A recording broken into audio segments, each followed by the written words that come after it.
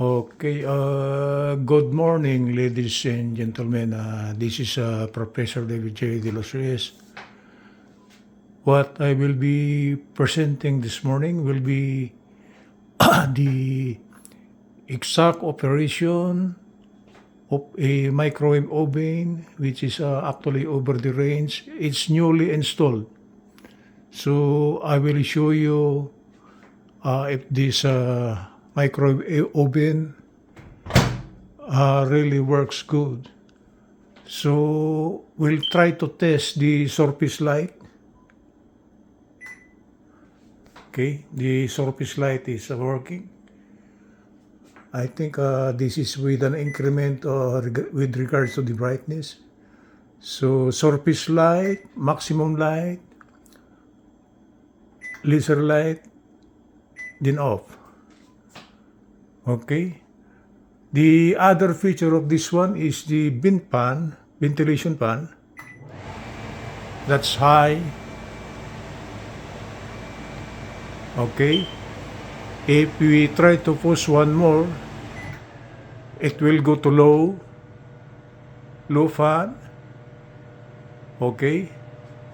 Then if we try to push one more, it goes off.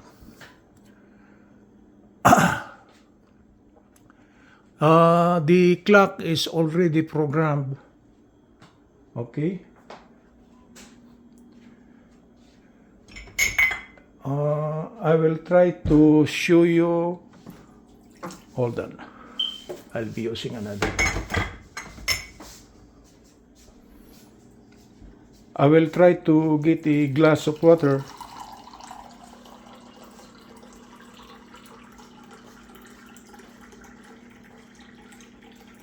Okay. I will try to heat a glass of water for my coffee. So I will try to open this one. I will put the glass of water inside. So as you can see it, the inside is actually looks new because this is a newly installed microwave oven. So I will try to close this one now. This oven here got an automatic setting, If you try to push the number of minutes or seconds in which you will be heating something, it will go automatically. For my coffee water, I'll just set this one to 1 minute. After pausing this one, since this is automatic, it will heat the water ASAP. Okay, I will pause now. So as you can see it, the microwave oven, after pausing the 1 minute time for the timer for the time to heat the water for my coffee, it goes automatic. So it's now decreasing the time from 1 minute to up to 0 because my coffee usually is actually I heat it for 1 minute.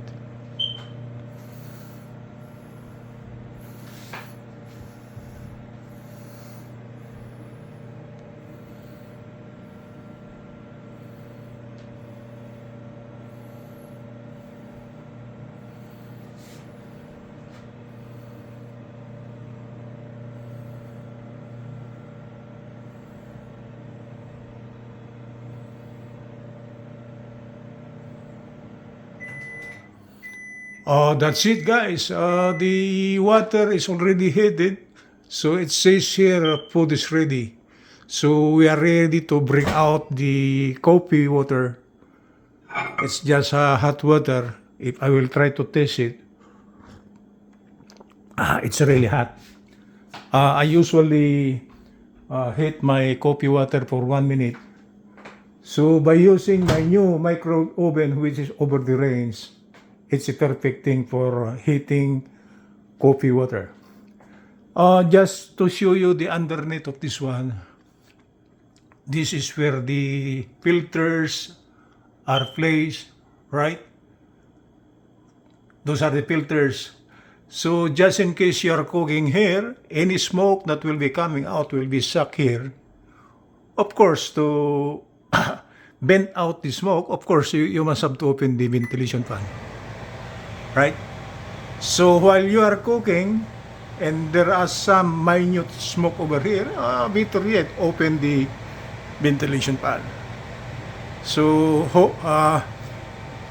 what you call this smoke will not accumulate inside, so we will not be activating the heat sensor. Okay? So, if there's no more smoke, actually you could close the ventilation fan, and that's it. Okay? The ventilating duct, I will show you. The ventilating duct is actually on top here. That's the ventilating duct. So, the input to the ventilating duct is this portion here.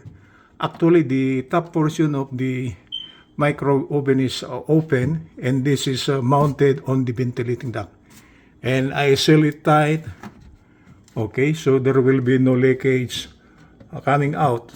That smoke will be going outside. And this is the plug-in thing. The next time around, I will be buying a spike voltage controller, because once in a while, here in California, we usually encounter some, what you call this, brownouts randomly. So not to, what you call this, damage the control circuit of the microwave oven, better yet, we install a spike voltage controller. The next time around, I will be buying a spike voltage controller, and I will insert or plug in that microwave oven to the voltage controller, and the voltage controller will be plugged in on the outlet. So just in case there is a brownout, and maybe when the brownout emanates, you are sleeping, then it will come back, power will come back. The controller of the microwave oven might be damaged without the spike voltage controller, because as soon as the brownout elapses, power will be back, and actually when power will be back, the power is actually so much. So to protect the microcontroller of this microwave oven, better yet, we will install a spike voltage controller. Good morning from Los Angeles. This is Professor DavidJDeLosReyes. That's my new microwave oven over the range, newly installed and tested.